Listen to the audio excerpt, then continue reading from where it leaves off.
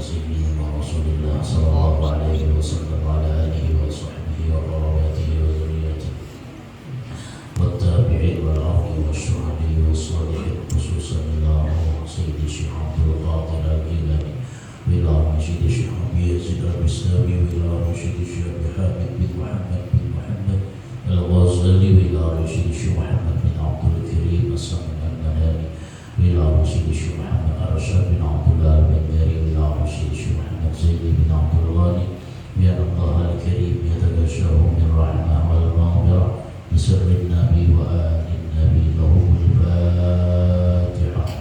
أعوذ بالله من الشيطان الرجيم. بسم الله الرحمن الرحيم. الحمد لله رب العالمين الرحمن الرحيم مالك يوم الدين إياك نعبد وإياك نستعين اهدنا الصراط المستقيم صراط الذين أنعمت عليهم غير المغضوب عليهم ولا الضالين.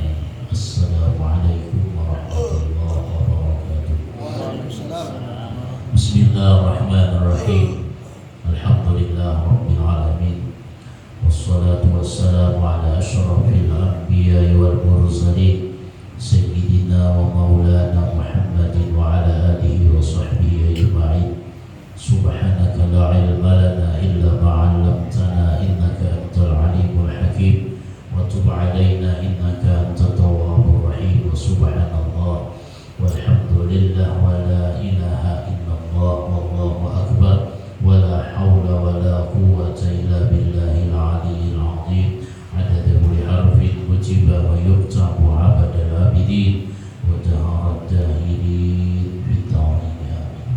Alhamdulillah, marilah kita senantiasa tidak henti-hentinya bersyukur, memanjatkan alhamdulillah, memanjatkan puji dan syukur kehadiran Allah Subhanahu wa taala yang mana dengan limpahan rahmah hidayah serta inayah riayah taufik dan anugerahnya jugalah kita masih diberi umur oleh Allah, kita masih diberi kesehatan oleh Allah sehingga kita pada saat ini di tempat yang mulia ini kita bersama-sama melaksanakan sembahyang maghrib berjamaah. Kemudian kita duduk bersama menunggu waktu isya, kita isi dengan mengkaji, menelaah, menuntut serta menambah daripada ilmu agama. Salawat dan salam kita aturkan ke hari junjungan kita Nabi besar Muhammad sallallahu alaihi wasallam, kepada keluarga beliau, sahabat-sahabat beliau, zuriat-zuriat beliau, pengikut-pengikut beliau ila yaumil qiyamah. Hadirin wal hadirat jamaah sekalian rahimakumullah. Sambungan minggu yang telah lewat yaitu kita memasuki bab masalah makruh di dalam sembahyang. Yang telah lewat, makruh di dalam sembahyang ini dibagi kepada 4 bahagian. Ada makruh dari sisi tempatnya, ada makruh dari sisi keadaan orang sembahyang, ada makruh dari sisi menyalahi bagian sunnah dan meninggalkan sunnahnya, ada makruh dari sisi perbuatannya.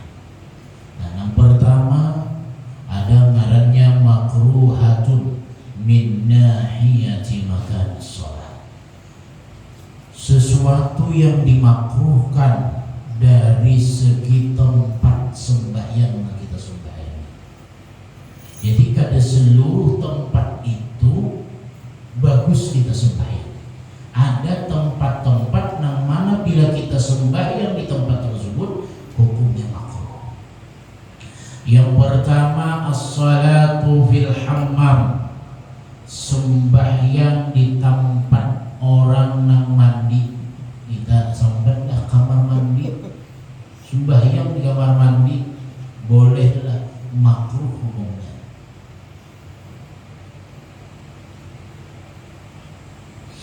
Yang kedua as-salatu fil masrah, tempat nang di samping kamar mandi. Ini nang berdekatan dengan kamar mandi. Ini kamar mandi, maka kamar mandinya ada berbuka di bawah apa? dihiga kamar mandi sembahyang, nah itu makruh hukumnya. Kenapa mati makruh? Karena satu, di kamar mandi itu biasanya bukan hanya sekedar mandi, biasanya mau aja di situ tempat berkami. Karena bila orang mandi otomatis takami. Adalah orang mandi dari takami. Ada mau pasti ada takami. Berarti percikan kami itu artinya ke lantai itu tercampur orang baju nang mandi basah, makanya hati-hati.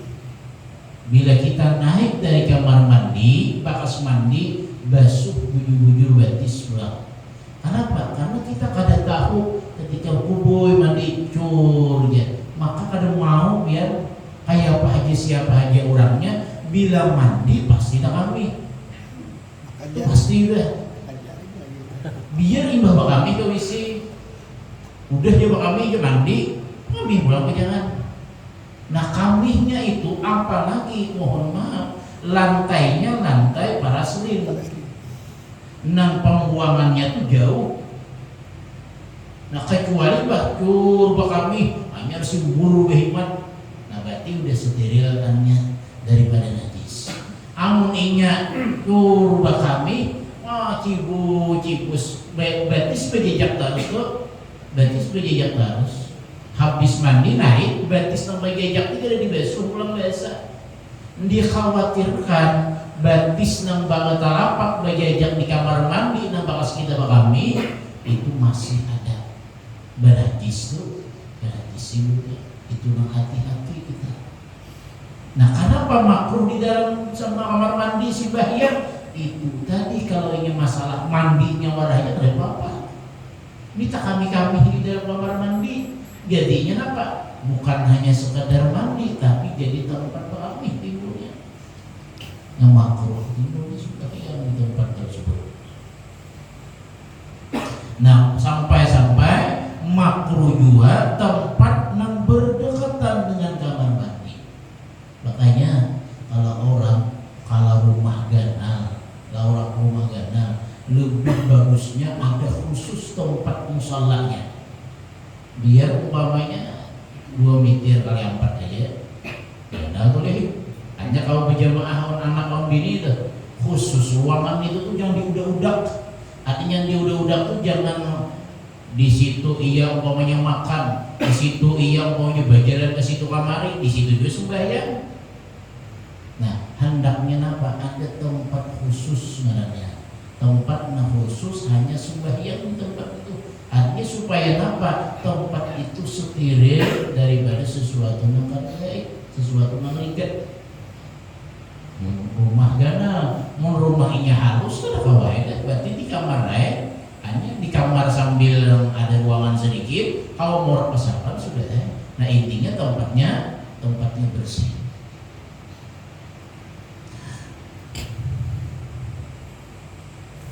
Yang ketiga, as-salatu fil ma'tini, sembahyang di tempat minum dan makannya unta. Tempat itu biasa kitanya tempat gembala binatang lah. Di kurungan kambing punya sembahyang. Nah itu makruh, apalagi mana ada najisnya ada boleh juga.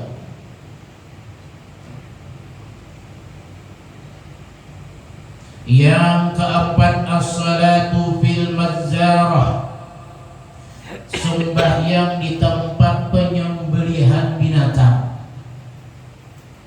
Nah itu makruh. Tapi ingat di tempat penyembelihannya lain, punya tempat lokasi penyembelihan, umpamanya ada ruangan khusus sedang sembahyang, itu kan jadi masalah.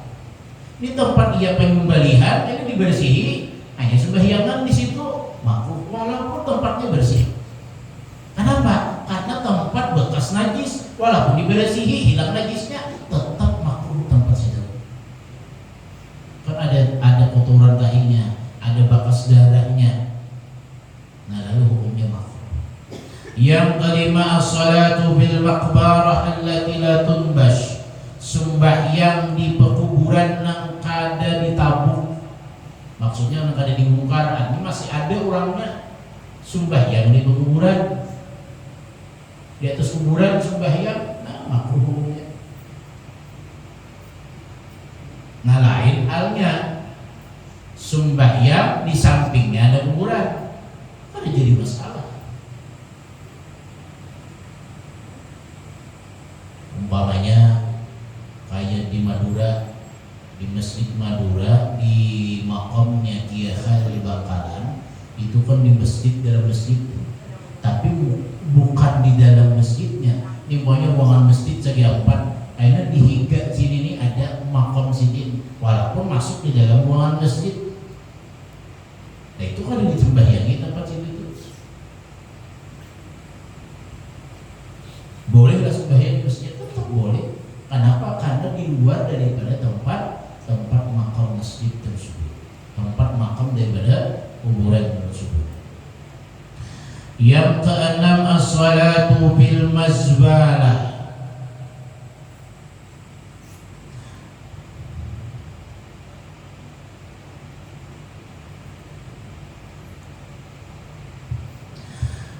Sembahyang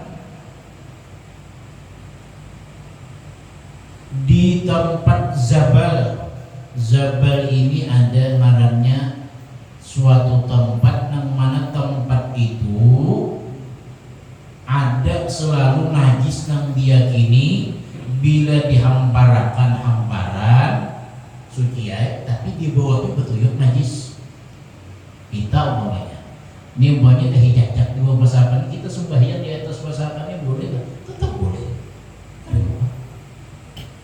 Mungkin di bawah pasapan ini ada hijacak kita sembahyang di sini ada. Tapi di sini kalau ini tempatnya itu tempat najis, banyak najisnya, yakin banyak najisnya, maka makruh sembahyang di tempat tersebut. Yang kedelapan, as-salatu fil kanisah wal bi'ah.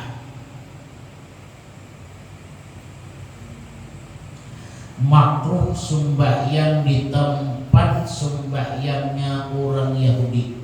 Nah ya, sembahyang di gereja, sembahyang di tempat-tempat sembahan orang-orang selain Islam tuh, di puri punya sembahyangnya. Nah itu hukumnya makruh. Jadi kanisah itu tempat penyembahan orang Yahudi, sedangkan bi'ah tempat sembahan orang Nasrani. Nah intinya tempat sembahan orang-orang selain Islam kita sembahyang di tempat situ, maka hukumnya makruh. Di gereja bolehlah sembahyang, sah lah, sembahyang sah, tapi hukumnya makruh. Yang kesembilan, as-salatu ala subhil Ka'bah. Sembahyang di atas loteng Ka'bah. Di atas Ka'bah sembahyang makruh.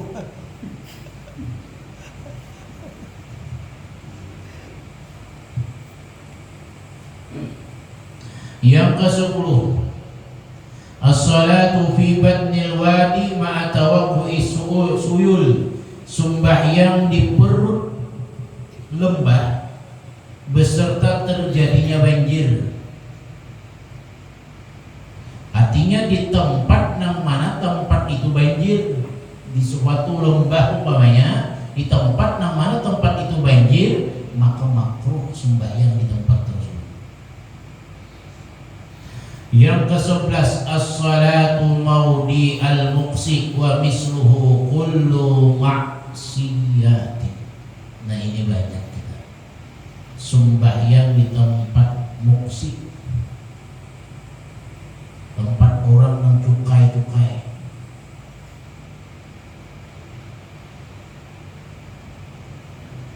Dan seumpamanya apa? Tempat yang setiap orang berbuat maksiat. Nah di sini kita orang sembahyang hari raya, sembahyang hari raya di tanah lapang, di tanah lapangan yang dijadikan sembahyang raya. Di situ juga orang karaokean, di situ juga orang main balan, di situ juga orang bejugitan, di situ juga orang pameran, di situ juga macam-macam di situ. Pokoknya lapangan diwarna lah. Di situ macam-macam, orang main bal di situ juga, orang acara sholawatan baik aja di situ aja, orang karaokean di situ juga, pamiran di situ juga. Habis tempat itu apa? Ada gawian-gawian maksiat, maka makruh sembahyang di tempat situ. Makruh sembahyang. Hanya makruh sembahyang di tempat nang mana tempat itu tempat orang yang berbuat maksiat. Berbuat maksiat. Ngapa ke tempatnya? Hanya di Gardu cak orang-orang main judi, berbuatan maksiat, sembahyang di Gardu, makruh hukumnya. Yang ke-12, as-salatu bis-suqi, sembahyang di pasar. Sembahyang di pasar. Maksud di pasar di sini masuk di dalam lokasi pasar. Tapi kalau ada pasar itu sebuah musalla nang langgar atau apapun nang khusus tempatnya khusus sembahyang, itu ada makruh. Tapi ini khusus pasar di terminal umpamanya sembahyang, iya. Dan sembahyang itu bukan diusahakan tempat sembahyang di pasar itu ya makruh. Yang ke-13, as-salatu amama adamiyin yastaqbiluhu, sembahyang di hadapan manusia yang menghadapinya. Ini orang punya menghadapi ulun, sembahyang ulun di hadapannya. Nah itu makruh tuh. Atau umpamanya si A berabah di sini. Di sini sembahyang si Iku umpamanya menghadapi orang yang berabah di sembahyang, makruh.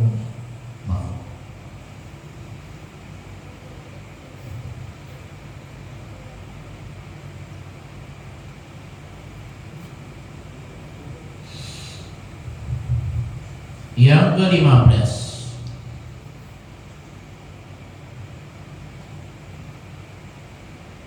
as-salatu musawiyan lil imami fil mauqifi, sembahyang posisinya, tempatnya sama imam dengan makmum.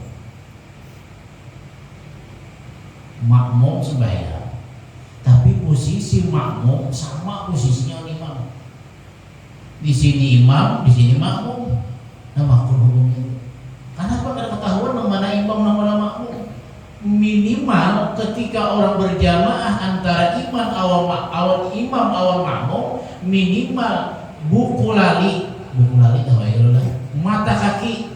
mata kaki imam terkemuka daripada mata kakinya makmum. Walaupun kan tak belakang banget posisinya. Artinya apa? Imam di sini, makmum di sini, sudah tak belakang. Kalau mata kaki si makmum itu sudah sah kada makruh. Nang makruh itu posisi batisnya sama. Apalagi tak muka makmum bagiannya. Ini posisi sama aja kada boleh hukumnya makruh.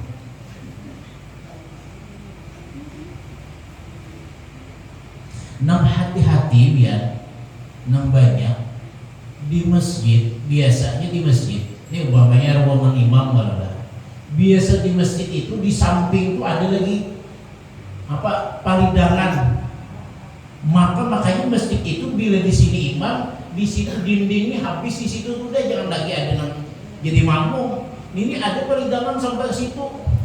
Jadi orang sembahyang tetap ke situ orang menyambung. Pas posisi kalau diseimbangkan oleh imam, bisa maju pada imam di hujung itu. Iya kalau ya ada. Itu banyak masjid yang ada. Makanya harus posisi menara masjid di sini ini harus terkemuka, habis dinding sini, jangan disambung ratakan situ. Kainan apa? Timbul makmum sama posisinya awan imam. Itu banyak kan masjid nanti itu. Timbulnya apa? Dia sembahyang Jumat, sah Jumatnya dia.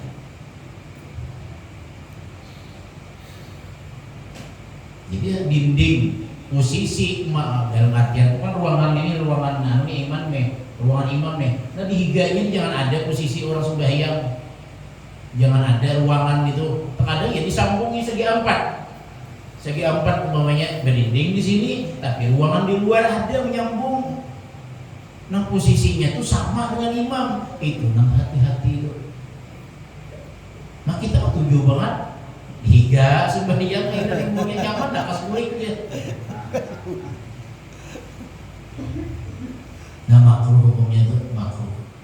Bila takamuka ada sah, ada jemaahnya. Habis. Kemudian makruhatun min nahiyati halil musalla. Habis tentang kemakruhan tempat sembahyang. Artinya bila tempat-tempat yang disebutkan tadi, maka itu makruh sembahyang di tempat tersebut. Kemudian makruhatun min nahiyati halil musalli. Makruh dari sisi keadaan sembahyangnya. Ini bukan tempat lagi yang makruh, tapi dirinya ini nih. Di mana hanya sembahyang, bila diri keadaan seperti demikian, maka makruhnya. Yang pertama, as-salatu hakinan wa huwa alladhi yudafi'ul baul. Sembahyang dalam keadaan manahani bakami. Nah makruhnya keadaan bakami, tapi ingat kemakruhannya ketika dia menahani bakaminya mulai di awal sebelum sembahyang. Kalau sudah masuk di dalam sembahyang, hanya kehendakan bakami, wajib menahani semampunya. Bila kada mampu lagi nahani, nggak bisa sembahyang. Ujung kami ditahani behimat bawahnya, babi sembahyang, ujung bersihi orang pesapan ya. Nah jadi ketika anak sembahyang, makanya kata Rasulullah, ketika sembahyang itu kada ada sesuatu yang mengganggu lagi. Termasuk apa? Termasuk kehendakan kami. Bahkan bila orang kehendakan kami, kata Rasulullah, birisakan dulu. Walaupun dia ada umpat berjamaah, asal birisakan. Kita terkadang hendak umpat sembahyang berjamaah, hakun manahani kami karena kami. Aku kainah ini kami ini. Timbulnya apa? Sembahyangnya makruh, kemudian mudarat terhadap dirinya. Satu.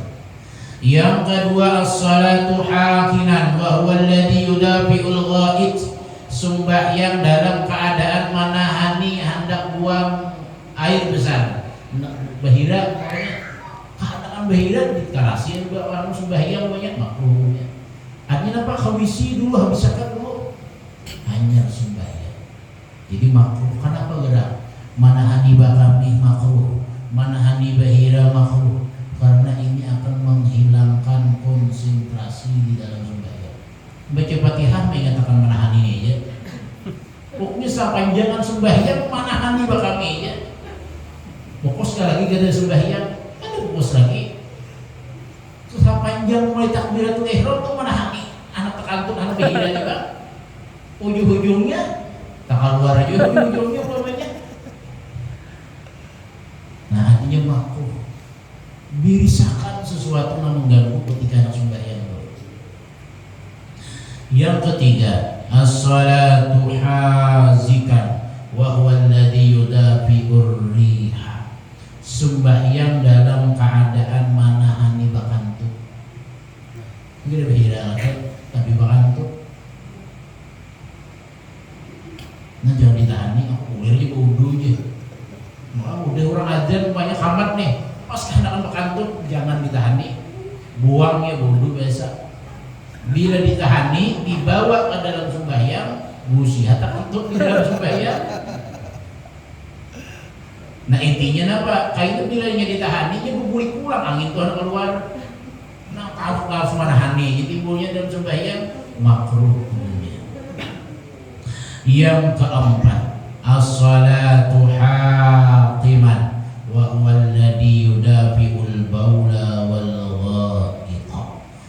Sembahyang dalam keadaan manahani kehendakan bakami dan kehendakan bahira. Kedua-duanya tadi kehendakan bakami aja, sebutinya kehendakan bahira aja. Ini kedua-duanya mana bakami mana bahira. Makruh baginya, makruh ini. Yang kelima, as-salatu ta'iqan li-ta'amil hadiri in wasi'al waktu. Nah ini penting. Ketika di dalam bulan Ramadan kita pakai, ataupun kada di luar Ramadan pun tak pakai. Seseorang sembahyang dalam keadaan makanan sudah siap dihadapi. Makruh sembahyang jikalau waktunya masih luas. Masih luas. Isya umpamanya lawas lagi. Waktunya luas Isya nih. Ajar Isya maka hadapi nasi dah, hadapi anak makan dah. Sembahyang Isya kah makan lah. Sembahyang Isya kah makan lah didahulukan dulu. Bingung timbulnya. Makan aja dulu. Bila ini dibawanya sembahyang makruh. Walaupun baik sembahyang pada umumnya memang dari segi pandangan kita baik, tapi ketika kita masuk ke dalam sembahyang nang diingat nasi nang dihadapi tadi aja. Nah itu masalahnya. Ketika hendak buka puasa, bukankah dulu atau sembahyang maghrib dulu. Jikalau waktunya luas, maka makan aja dulu. Buka memang buka, masalahnya makankah ada kan dulu. Bilanya waktunya luas, makan aja dulu. Bila dikarasinya waktunya luas saja lagi, dikarasinya sembahyang berdahulu, sedangkan makanan sudah di hadapan, makruh sembahyang sedang dalam keadaan makanan sudah siap dimakan. Nah itu makanya menyikapinya amun hendak juga makan sedikit dulu hanya sembahyang. Atau juga umpamanya waktunya luas juga umpamanya makan naik dulu, tapi ingat bila sudah makan imbahnya sembahyang. Ini manalar lain, imbah makan bersandar berukur, imbah baruku hawisin. Ujung-ujungnya setumat lagi Isya hanya maghrib. Apa setumat lagi Isya hanya sembahyang maghrib. Nah berarti apa? Berartinya sudah melambatkan sembahyang. Munang kayak itu caranya, pacangan banyak rintitan nang pacang digawinya, umpamanya bini-bini umpamanya pacangan umpamanya babasuh berhikmat timbul partai Isya, kaina dulu babasuh, kaina dulu sembahyang dulu, hanya babasuh. Tapi pilihnya luas waktunya aja, umpamanya luas saja waktunya, sesuatu makanan sudah siap, makan dia dulu. Tapi bila imbah makan, sembahyang. Oh sholat aja beruku setumat, akhirnya dia beruku dulu. Tapi bilanya imbah beruku, umpamanya jangan, umpamanya kalau isi dulu beda. Seberapa jam dalam isi ya, beruku pulang sambil habis ke waktu maghrib jangan. Nah bila pacangan nah kayak itu, baik sembahyang dulu, baik sembahyang hanya makan, hanya buka dulu puasanya dengan makan maunya wadai yang ringan-ringan aja dulu, buka hanya sembahyang, hanya udah sembahyang hendak makan nggak apa lagi jadi masalah. Kenapa bila dia sudah makan kakaknya ya kulir timbulnya tadi, kulir jadi timbulnya sembahyang, bisa tak guringan sama timbulnya.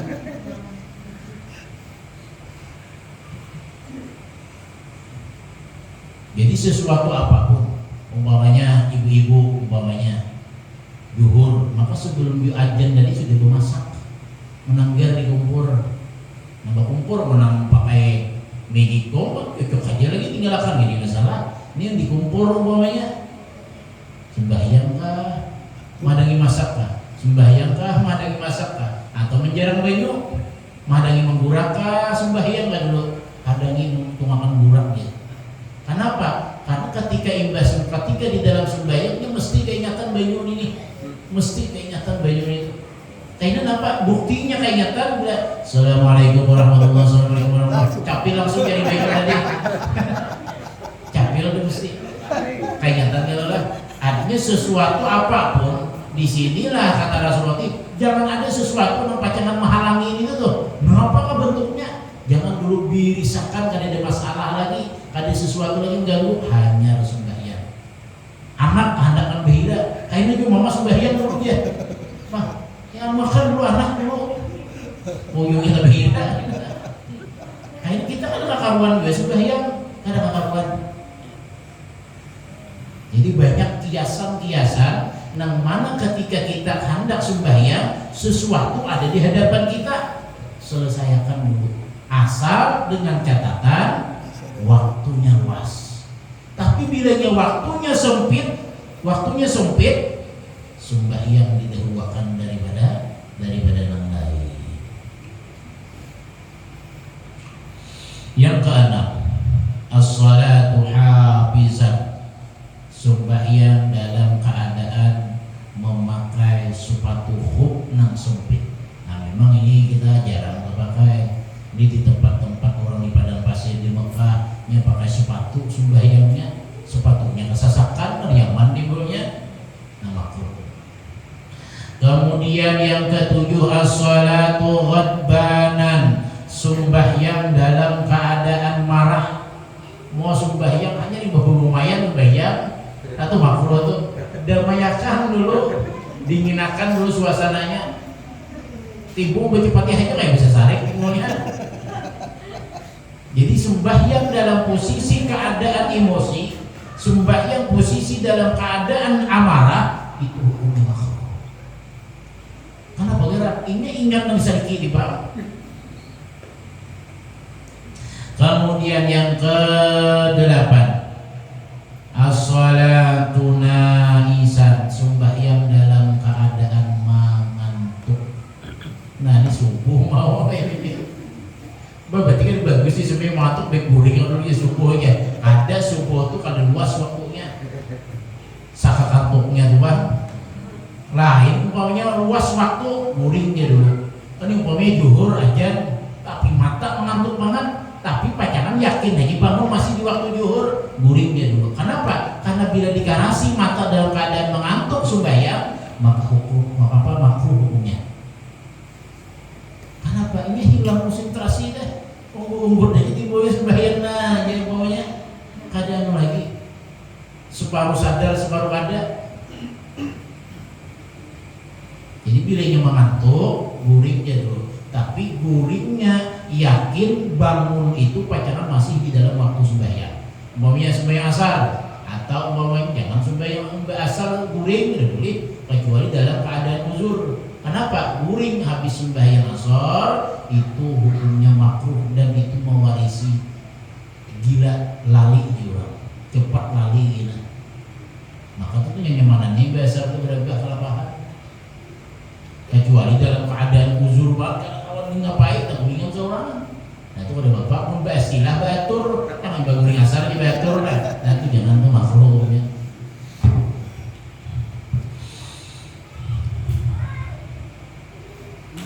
Jadi yang subuh karena dibawa ini alasan as-salatu naizan ya, sembahyang dalam keadaan mengantuk ya makruh. Jadi sembahyang subuh yang mengantuk ya ada.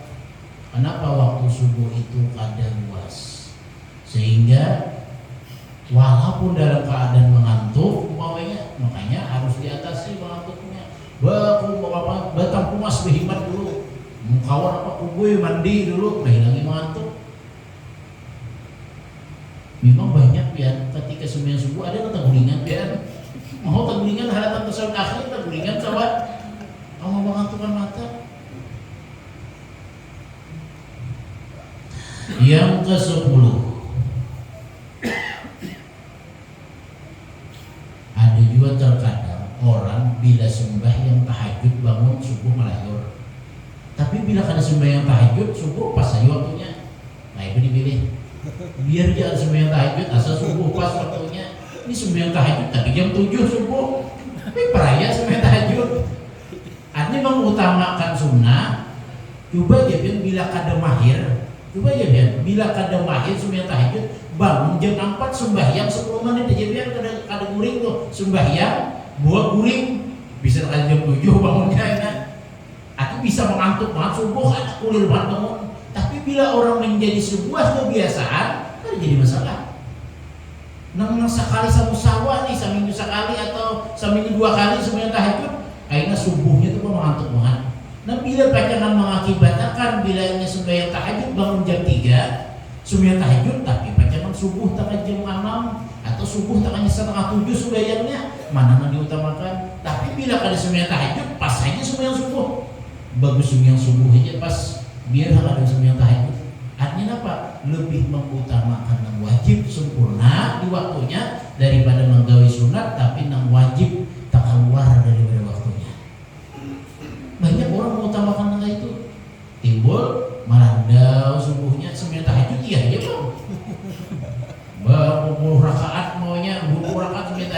akhirnya subuh jam 7 timbulnya.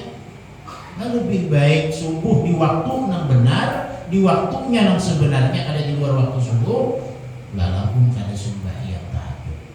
Menang lebih baik lagi pada sembahyang tahajud subuhnya pas jadi masalah. Kada ada pertentangan. Kemudian yang ke-10, as-salatu mutalasiman lirrajul, sembahyang dalam keadaan bercadar bagi laki-laki. Dan wamuntakiban lil mar'ati, dan bertutup muha bagi bini-bini. Lakian bercadar, binian bertutup muha. Sama aja juga kalimatnya juga, dia bertutup muha sembahyang kada boleh. Makruh hukumnya, makruh.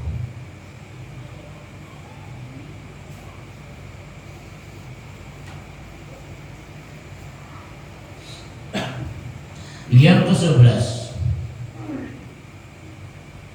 as-salatu maksufar ra'si wal mangkibi, sembahyang dalam keadaan terbuka kepala dan terbuka bahu, makruh. Sembahyang baju sindit, makruh hukumnya. Nah sembahyang tidak pakai bahu nih, baju sindit kalau lah, baju sindit sembahyang makruh hukumnya. Atau kada dengan untuk kepala, kada kopiah sembahyang makruh juga hukumnya.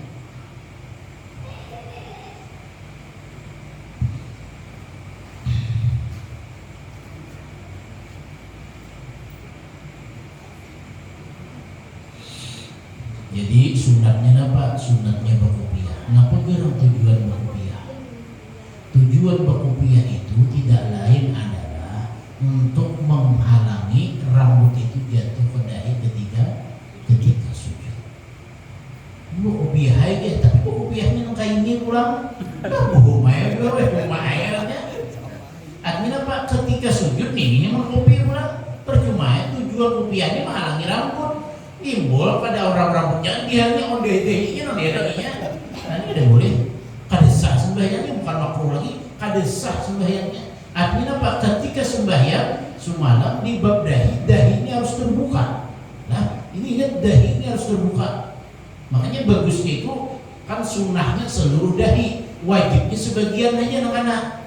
Nah makanya dibuka dahi itu, bagusnya dibuka ketika sembahyang. Bila harapkan dari sembahyang, ya tutup berapa? Ketika sembahyang buka. Bagi siapa? Bagi laki-laki. Tapi bini-bini hati-hati membuka dahi, jangan sampai rambut kelihatan. Rambut kelihatan. Bila bini-bini sampai rambut kelihatan, maka ngarannya kasful aurat, batal sembahyang.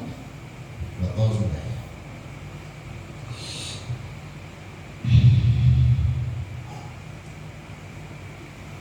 Yang ke-11 ya. Yang ke-12, as-salatu fi saubin min ghairi ayyaj'ala atiqihi syai'an, sembahyang pada baju yang menjadikan bahu itu bungkuk timbulnya. Bungkuk sembahyang, bahunya itu timbul terbungkuk karena sesuatu terbawahnya. Nah makruh itu. Makruh. Yang ke-13, as-salatu bi saubin bihi tasawirun aw syai'un yulhihi, sembahyang nang dia itu pada baju nang dipakai itu ada apa? Gambar-gambar atau sesuatu yang melalaikan orang lain, melalaikan dirinya. Baju sembahyang nang baju itu bergambar-gambar macam-macam. Ada gambar waris, ada gambar ini, termasuk apa? Baju partai gambarnya, gambar banting, gambar Ka'bah, gambar padi, apakah? Sembahyang baju nang ada gambarnya, hukumnya makruh. Bahkan dalam kitab Sabilul Muhtadin, jangankan gambar, baju nang bercorak-corak warnanya, maka hukumnya makruh. Ada seberatan warna ada di bajunya itu tuh, warnanya itu tuh, nah makruh hukumnya makruh.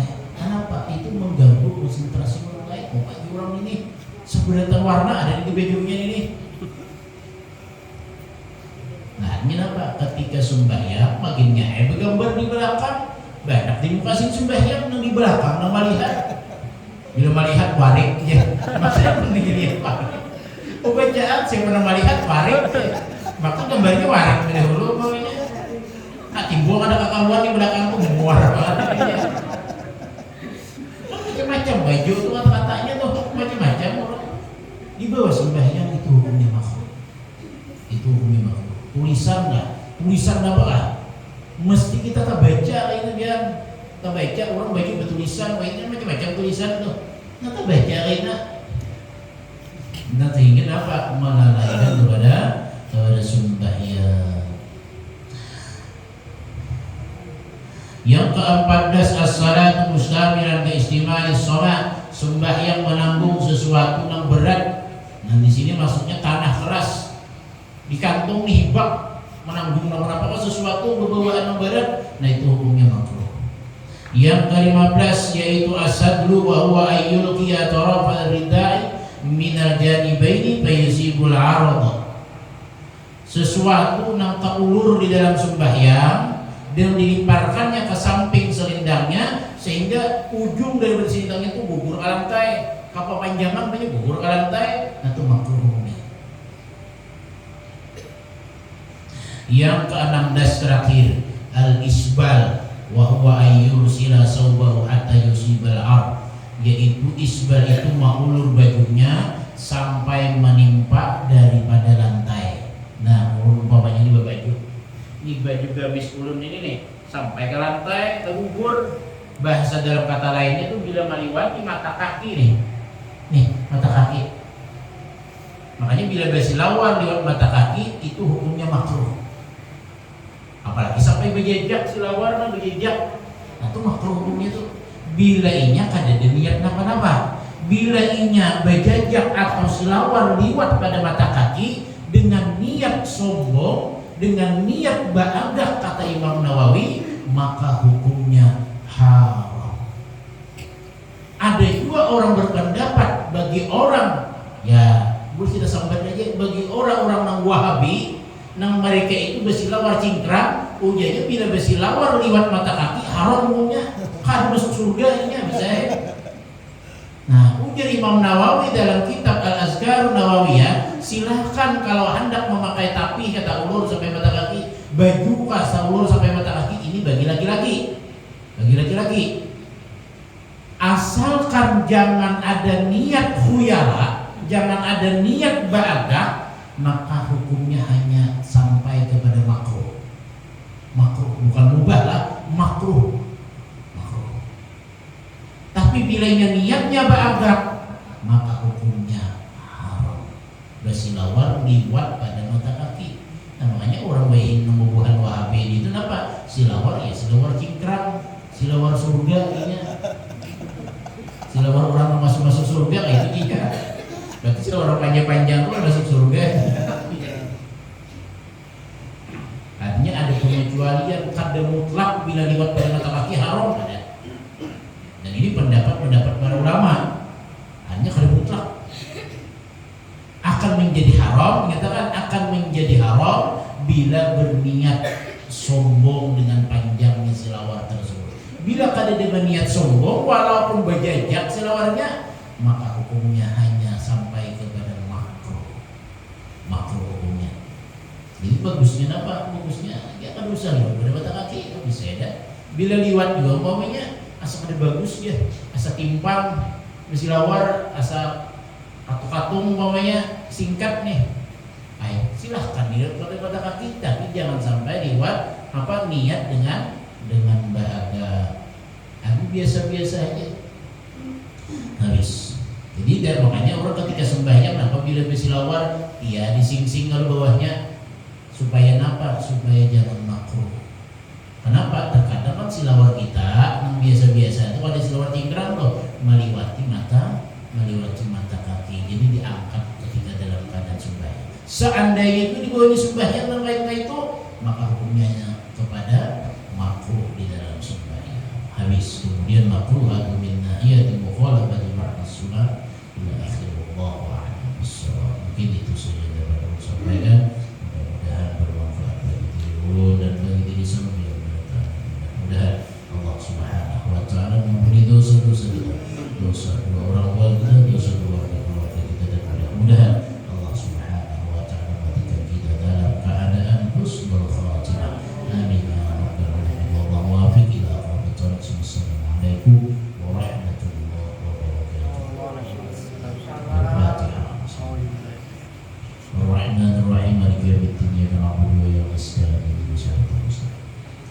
الذين أنعمت عليهم غير المغضوب عليهم ولا الضالين آمين. بسم الله الرحمن الرحيم الحمد لله رب العالمين وصلى على سيدنا محمد وعلى آل سيدنا محمد اللهم ارفعنا بما علمتنا وعلمنا من ينفعنا وزدنا علما والحمد لله على كل حال ونعوذ بالله من أن يهلكنا وصلى الله على سيدنا محمد وعلى آله وصحبه وسلم الحمد لله. Silakan kalau ada anak kita.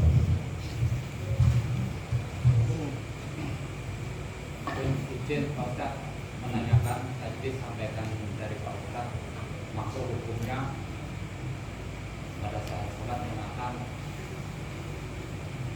buang air kecil, buang angin ataupun air besar. Nah di sini mungkin kalau masalah buang air kecil itu bisa diantisipasi. Kalau nanti sebelum itu kalau kita merasa mau kecil itu terasa. Di sini yang perlu kita tanyakan masalah buang air, buang angin sama buang air besar. Itu kadang-kadang kita terasa pada saat kita sedang melaksanakan sholat itu bisa terasa tiba-tiba apa tuh ingin asa buang angin ataupun bahirak lah bahasanya ini. Nah itu menahan itu hukumnya bagaimana? Kemudian satu lagi tadi menyinggung masalah puasa, walaupun bukan materi, cuma kebetulan ingat. Jadi bagaimana hukumnya kebanyakan ibu-ibu, ya tidak semua ibu-ibu, pada saat siang hari masak merasakan, mencicipi asinkah, maniskah atau bagaimana, itu hukumnya apa? Demikian Pak Ustaz, terima kasih. Yang pertama tadi, kalau ingin mendatangnya sakit parutnya, kehandakan bakantuknya itu ketika sudah di dalam sembahyang wajib ditahani. Wajib ditahani. Nah makruh itu kalau sebelum sembahyang kehandakan bakantuk ditahaninya, itu yang makruh.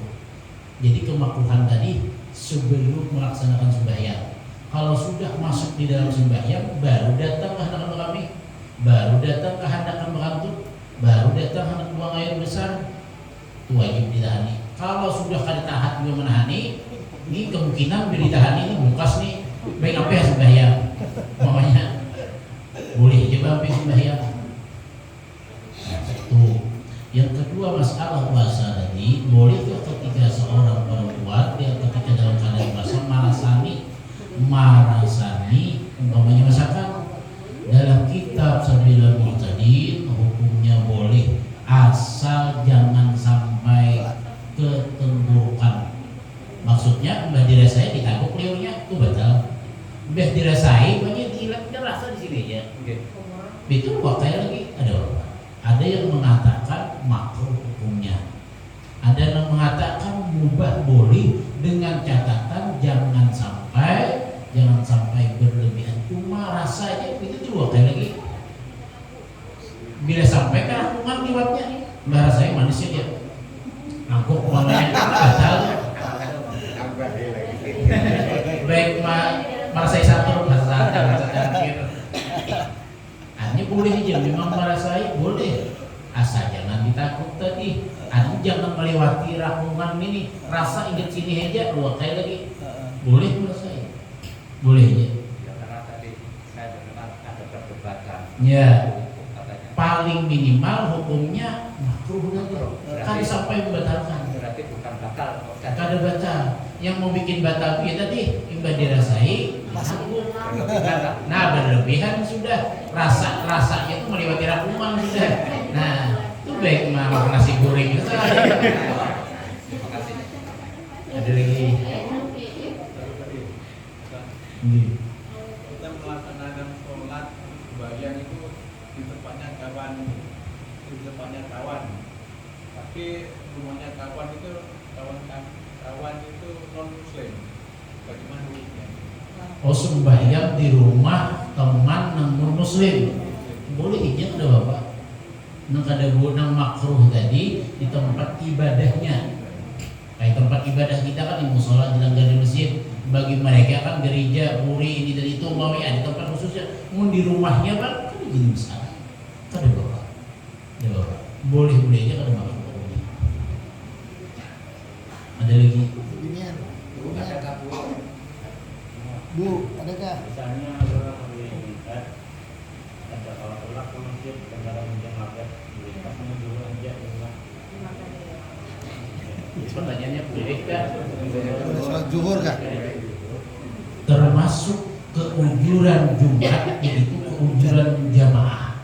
Artinya sembahyang Jumat boleh kada, ada artian kada boleh kada sembahyang Jumat kalau ada sebuah keujuran.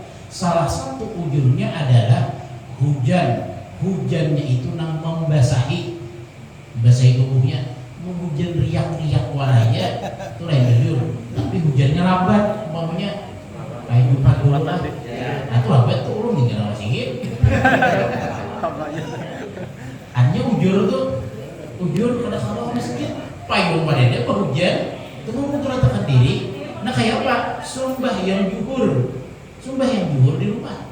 Ada bapak kita kada termasuk orang yang meninggalkan sembahyang dengan sengaja, meninggalkan Jumat dengan sengaja kada. Kita kada sembahyang Jumat dikarenakan sebuah keuzuran. Hanya dimaafkan, bila dimaafkan berdosa dan kada doi sembahyang Jumat.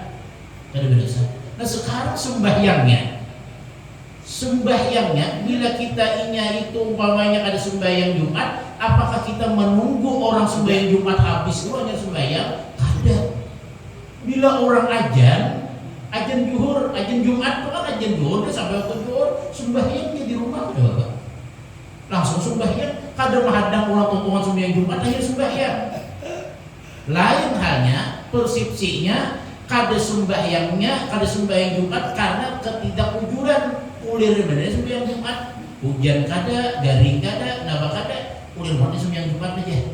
Aku sembahyang zuhur di rumah aja. Nah berarti meninggalkan Jumat tanpa suatu keujuran. Ketika ini sembahyang zuhur, kada boleh sembahyang zuhur kecuali habisakan orang sembahyang Jumat. Habisakan orang sembahyang Jumat hanya boleh bagi sembahyang zuhur. Bagi orang yang kada keujuran meninggalkan Jumat. Itu caranya. Amun kita ada ujur garing atau hujan, ajan orang di masjid sembahyang di zuhur rumah doang. Mau berdahulunya pada sembahyang Jumat, kan ini waktu zuhur udah sampai hendak sembahyang Jumat kan kawai juga tulang juga, ada payung, ada ini dan itu umpamanya. Sedangkan apa? Bacakan hujan, bacakan garing umpamanya. Nah mau betul tak boleh membayar tadi. Menambahkan Pak Ustaz Iya. yang sampaikan ini boleh sembahyang di rumah karena hujan. Nah ini kebalikannya, hujan deras tapi kita laksanakan ke masjid sehingga sampai di masjid contohnya kayak saya ini sarung sama baju ini basah sebelah, itu bagaimana hukumnya? Karena sholat di masjid kadang-kadang kada nyaman sama kawan, sementara sarung sama baju ini basah sebelah. Artinya dikarasi tulang tuh. Iya. Satu memang Allah Ta'ala melalui dalam syariatnya Rasulullah memberi kemudahan nggak usah di masjid biasanya, tapi kita tetap keras anak ke masjid silahkan, tapi dengan catatan jangan sampai memudoratakan diri. Hibjun nafsi, menjaga diri, segera jalan garing, jangan berhujan. Tetap berhujan umpamanya, tapi dengan keadaan basah baju, bolehlah sembahyang dalam keadaan basah baju, kan jadi masalah, sah saja sembahyang, saja. Bahkan dalam hukum fikih, ketika kita berjalan di satu tempat, nang mana tempat itu becik, nang mana tempat itu penuh dengan banyu, kita kan tahu, tak campur najis jadinya lagi, apalagi di jalan. Wallahu alam, wah ini masih tai sapi yang di jalan itu tuh. Nah dahulu kan banyak tai sapi, bila hujan tuh mah menyebar punya mencurat. Kalau nah bila ini kita sulit berhindar daripada banyu yang mencurat waktu hujan, atau kita umpamanya berjalan timbul motor terus jamnya mencurat, kita kan tahu di ban motor itu najis jadinya, maka itu dimaafkan, sah, tetap suci, dimaafkan walaupun basah sembahyang ada bapak, sah sembahyang. Ada satu lagi terakhir, ada. Ibu ada ibu? Nggak ada. Nah saya dulu Pak, katanya itu nggak ada. Nah ini Pak Ustadz, saya ini sering bersepeda jalan, ini lewat dari pelajaran kita. Saya menemu duit. Nah duit itu saya kumpulkan di kaleng. Iya. Banyak, sampai 200 pernah itu. Saya setiap hari Jumat saya makan itu gimana? artinya menemukan duit di jalanan. Ya. Sudah pernah ditanyakan dahulu di tempat lain dari ini duit sebenarnya harus diumumkan. Iya. Diumumkan ini milik siapa, siapa, pokoknya. Setelah itu kadada digandakan duit itu dalam 3 hari. jangka 1 tahun. Bila kadada boleh dipakai, tapi bila orang mencari jadi. Nah, seandainya bolehlah duit yang kita temukan tadi kita buat ke kotak wakaf dengan niat pahalanya segenap pun duit tadi boleh. Tapi bila orang mencari pun duit tadi mana aja buat kotak wakaf dia boleh nak wakaf niat dia. Kalau jauh Pak Ustaz, jalan tol sana mau ngomongkan gimana? Pada tahu lah. Walaupun tetap karena itu hukum barang dalam artian bahasa Arab Punya itu orang. apa?